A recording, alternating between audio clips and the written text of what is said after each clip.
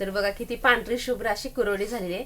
तर मी तुम्हाला ह्या चिकाचा पण अंदाज बरोबर परफेक्ट घेतलेला आहे, सांगितलेला आहे व्हिडिओमध्ये. तर बघा ही 4 किलोच्या म्हणजे वजनी प्रमाण म्हणलं तर 4 किलो आणि शेरावर म्हणलं तर 2 शेराच्या कुरवड्या एवढ्या झालेल्या आहेत त्या. नमस्कार, मी प्रमिला जांभरे. तर आज मी बनवते गव्हाच्या कुरवड्या. तर इथं मी रात्री चीक घेतलेला आहे.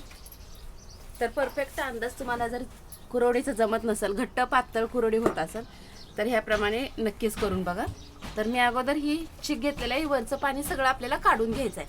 तर इथे एक समोर पाणी ठेवलेली आहे. तर ह्या भाजीला न हलवता आपल्याला आज्यात असं ही वरचं पाणी सगळं काढून घ्यायचं आहे.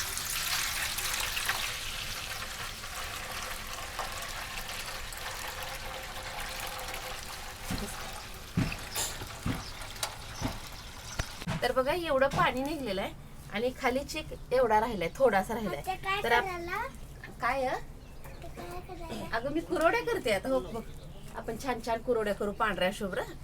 तर आता ही खाली जी पाणी आहे ती आपल्याला हलवून घ्यायचं आहे. कुठं तर एखादा गव्हाचा तुकडा गेलेला तर नंतर एकदा चाळणीनं चाळून घ्यायचं आहे. तर आपल्याला ह्यातला हाताचा वापर करावा लागणार आहे. ही पूर्ण काढून घ्यायचं आहे. तर बघा हे असं चिकट असतंय, ही पूर्ण आपल्याला फोडून घ्यायचं आहे त्याच्या गाठी.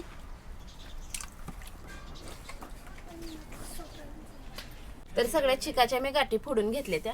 इथे एक पातेलं घेतलंय आणि ह्याची कशाची सोजीची चाळणी घेतलेली आहे. त्या चाळणीनं चाळणार आहे.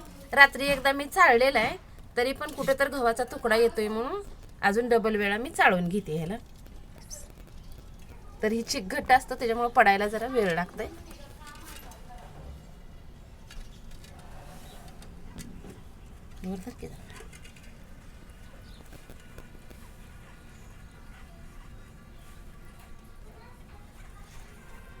तर बघा हे असा गव्हाचा एखादा तुकडा येतो आणि परत कुरवडी करायला येत नाही आपल्याला.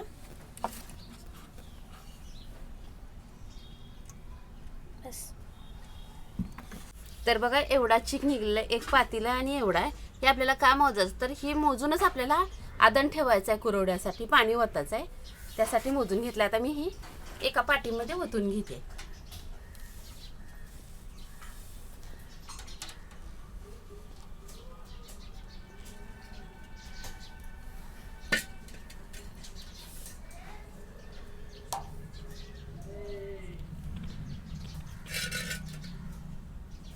तर जेवढा आपला चिक होता तेवढंच पाणी मोजून घेतलेलं आहे.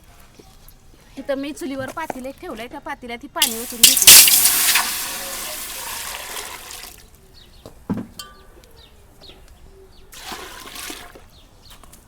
इथं आदन ठेवलेलं आहे.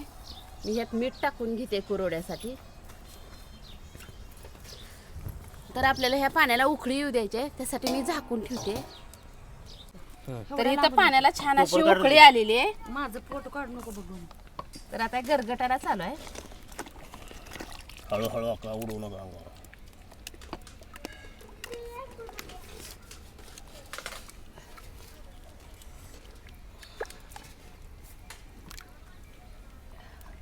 छान असं गरगटून झालंय. एक अर्धा तास असंच आरावर मी ठेवणार आहे आता ह्याला. बघा पीठ छान असं शिजलेलं आहे आणि मस्त झालेलं आहे. तर आता मी कुरवड्या करायला शेवग्यामध्ये पीठ घालून घेते आणि गरम गरम आहे तोपर्यंत कुरवड्या करायच्या त्या. थंड झाल्यावर कुरवडी करायला येत नाही.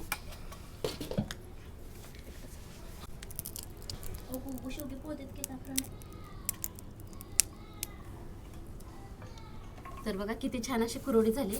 तर सगळ्याच कुरवड्या मी आता अशा पद्धतीने करून घेणार आहे.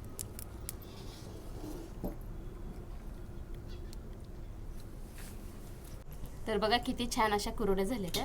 तर आता मी अजून भरपूर पीठ आहे आपलं, तर अशाच प्रकारे सगळ्या मी कुरवड्या करून घेणार आहे. तर बघा हे काल मी कुरवड्या केल्या त्या, वाळवून एका टोपल्यामध्ये काढल्या त्या. आज अजून थोडा वेळ मी हवेला ठेवणार आहे, जास्त उन्हात पण ठेवणार नाही. तर बघा ही 4 किलोच्या म्हणजे वजनी प्रमाण म्हणलं तर 4 किलो आणि शेरावर म्हणलं तर 2 शेराच्या कुरवड्या एवढ्या झालेल्या आहेत त्या. तर आता मी तुम्हाला ह्यातल्या 1-2 कुरवड्या तळून दाखवते. तर बघा किती छान अशा, कुठंही तुटली नाही ना, काय नाही. तर मी गॅसवर तेल ठेवलेलं आहे तापत, त्यात मी एक कुरवडी टाकते.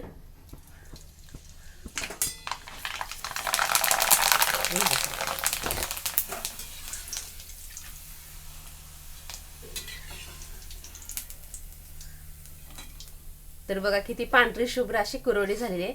तर मी तुम्हाला ह्या चिकाचा पण अंदाज बरोबर परफेक्ट घेतलेला आहे, सांगितलेला आहे व्हिडिओमध्ये.